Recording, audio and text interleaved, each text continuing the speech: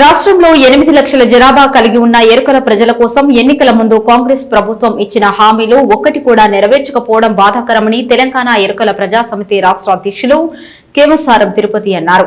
Hyderabad Basheerbagh press club లో ఏర్పాటు చేసిన సమావేశంలో ఆయన మాట్లాడారు. కాంగ్రెస్ ప్రభుత్వం వచ్చి దాదాపు 3 ఏళ్లు గడుస్తున్నా 3వ బడ్జెట్ ప్రవేశపెట్టిన బడ్జెట్ లో ఎరుకల కులస్తులకు ప్రత్యేకంగా బడ్జెట్ కేటాయించకపోవడం దారుణమన్నారు.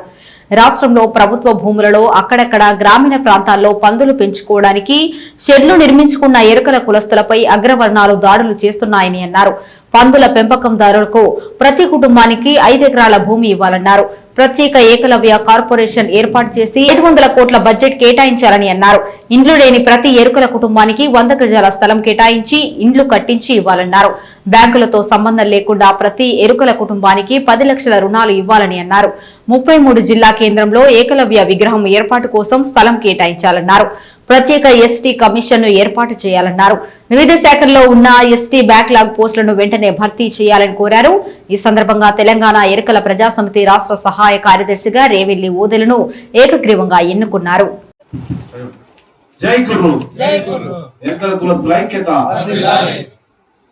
ఈరోజు తెలంగాణ ఎరుకల ప్రజా సమితి రాష్ట్ర అధ్యక్షుడు నా పేరు కేమసారం తిరుపతి.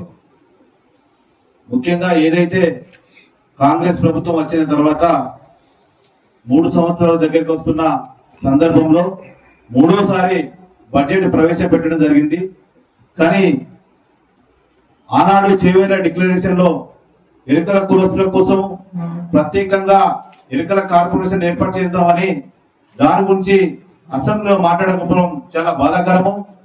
అదే కాకుండా బడ్జెట్ కేటాయిస్తానని కూడా బడ్జెట్ లో కూడా ఎరుకల కులస్తులకు మొండి చేయి చూపడం జరిగింది. ముఖ్యంగా ఏదైతే సమాజంలో ఎరుకల కులస్తులకు సామాజికంగా, రాజకీయంగా, ఆర్థికంగా ఎదుగుదలకు సంక్షేమ పథకాలు ప్రవేశపెట్టడం ఉండే గత ప్రభుత్వాలు.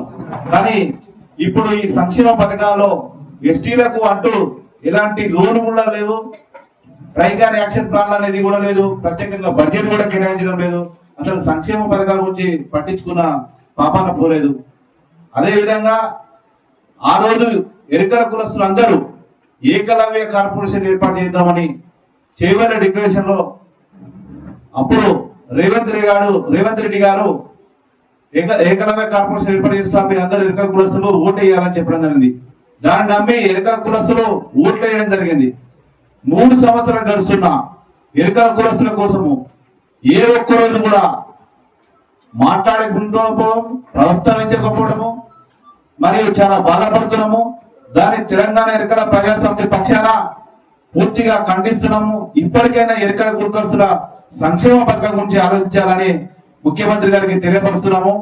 ఏదైతే గతంలో ప్రభుత్వ భూములలో పందులు పెంచుకొని జీవిస్తుండే ఆ ఎరుకల కులస్తులు ఇవాళ రాష్ట్ర వ్యాప్తంగా గ్రామీణ ప్రాంతాలలో అక్కడక్కడ పందుల షెడ్లు వేసుకొని నిర్మించుకొని బతుకుతుంటే కొంతమంది అగ్రవర్ణాలు వాళ్ళను దాడి చేసి ఈ మధ్య కాలంలో ఎరుకల కులస్తులు చాలా మంది ఆత్మహత్యలు చేసుకోవడం జరిగింది. పెద్దపల్లి జిల్లాలో మరి చనిపోవడం జరిగింది. అదే కాకుండా ఎక్కడైతే ప్రభుత్వ భూములు ఎరుకల కులస్తులు 1-2 కుటుంబాలు ప్రతి గ్రామంలో ఉంటే వారిని కూడా కక్షగట్టి ఆ భూములను ఎడగొట్టి గుళ్ళు గాని బళ్ళు గాని ఉన్న కాడ ఎరుకల కులస్తులు ఉంటే చాలా ఇబ్బందిగా ఒక మనిషిగా చూస్తలేరు. ఎందుకంటే ఎరుకల కులస్తులపై రాష్ట్ర వ్యాప్తంగా పెద్ద ఎత్తున దాడులు జరుగుతున్నాయి. ఆ దాడుల ఆపాలని తెలంగాణ ఎరుకల ప్రజా సమితి పక్షాన ప్రభుత్వాన్ని కోరుకుంటున్నాము. అదైతే ఇందిరమ్మ ఇల్లు అని అన్నారు. అలా ముఖ్యంగా మొదటిగా ఎరుకల కులస్తులకే ప్రాధాన్యత ఇచ్చి ప్రతి ఒక్కరికి ఎరుకల కుటుంబాలకు బ్యాంకులతో సంబంధం లేకుండా 10 లక్షల రుణాలు ఇవ్వాలని మేము ప్రభుత్వాన్ని డిమాండ్ చేస్తున్నాము. ముఖ్యంగా ఇకనైనా ఏకలవ్య కార్పొరేషన్ ఏర్పాటు చేసి ప్రత్యేక బడ్జెట్ కేటాయించి 500 కోట్లు ఇవ్వాలని ఎరుకల కులస్తులకు మేము డిమాండ్ చేస్తున్నాము. నిరుద్యోగుల కోసం గతంలో లోన్లు అప్లై చేసుకునే పరిస్థితి ఉండేది. ఇప్పుడు దాని గురించి మాట్లాడడం లేదు. 3 సంవత్సరాల్లో ఒక్కరికి కూడా ఎస్టీలకు కూడా లోన్లు అప్లై చేసుకునే పరిస్థితి లేదు, బడ్జెట్ ఇవ్వడం పరిస్థితి లేదు. ఇప్పటికైనా ప్రభుత్వం ఎస్టీల్లో ఎరుకల కులస్తుల గురించి వారి అభివృద్ధి కోసము ప్రత్యేకంగా ఒక కమిషన్ ఏర్పాటు చేసి వారి స్థితిగతులు ఎట్లున్నాయని ఎరుకల కులస్తులను ఆదుకోవాలని మేము ప్రభుత్వంలో వేడుకుంటున్నాం. ఎన్నో సార్లు గతంలో ఎమ్మెల్యేలు కావచ్చు, ఎంపీలు కావచ్చు, చాలా మంది ప్రజాప్రతినిధులకు మేము వినతి పత్రం ఇచ్చినాం. కానీ ఏ రోజు కూడా ఏ రాజకీయ నాయకుడు కూడా అసెంబ్లీలో ఏ పార్టీ వాళ్ళు కూడా ఎరుకల కులస్తుల గురించి మాట్లాడతలేరు. మరి ఈ రోజు దాదాపుగా 8 లక్షల జనాభా కలిగి ఉన్న ఎరుకల ప్రజల కోసము ఏ పార్టీలు ఆలోచించకుండా కేవలము ఎలక్షన్ అప్పుడు ఏదో ఒక నామకే వస్తుగా ఏదో ఒక పథకాల పేరు చెప్పి మరి ఓట్లు వేపించుకున్న పరిస్థితి. ఇప్పటికైనా ఎరుకల కులస్తుల గురించి కేంద్రము మరియు రాష్ట్ర ప్రభుత్వాలు ఆలోచించి మరి వారి సంస్కృతి అయిన ఏకలవ్యుని జయంతి మరియు వర్ధంతులను మరియు మీరు ప్రభుత్వమే ఏర్పాటు చేయాలి. నాంచారమ్మ చరిత్ర కలిగిన జాతి మాది, ఏకలవ్య వారసులో మేము. ఆ చరిత్ర కలిగిన గుళ్ళు కూడా ఉన్నాయి కాబట్టి ప్రభుత్వము వారికి స్థలం కేటాయించి మరి గుళ్ళు కూడా నిర్మించుకునే విధంగా అవకాశం కల్పించాలి అని మేము ప్రభుత్వాన్ని డిమాండ్ చేస్తాము.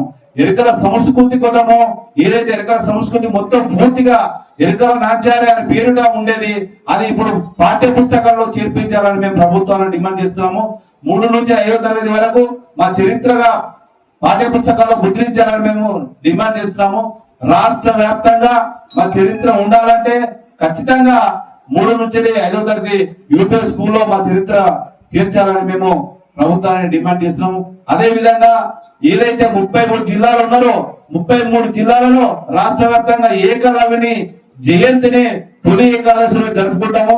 దాన్ని ప్రభుత్వం గుర్తించి అన్ని జయంతులు ఏ విధంగా చేస్తున్నారో ఏకలవ్య జయంతి కూడా ప్రభుత్వం అధికారికంగా ప్రతి జిల్లా కేంద్రంలో ఏకలవ్య జయంతి జరపాలని మేము ప్రభుత్వాన్ని డిమాండ్ చేస్తున్నాము. మరియు ముఖ్యంగా ప్రతి ఒక్కరూ ఈ రోజులలో ఎరుకల కులస్తులు పేదరికంలో సామాజికంగా రాజకీయంగా వెనుకబడి ఉన్నారు కాబట్టి వారి గురించి ఆలోచించి ప్రతి ఒక్కరికి ఇందిరమ్మ ఇల్లు అప్లై చేసుకున్నారు. వారందరికీ ఇళ్ల పథకాలు మరియు ఇందిరమ్మ పథకాలు వర్తించేయాలని మేము ప్రభుత్వం డిమాండ్ చేస్తున్నాము.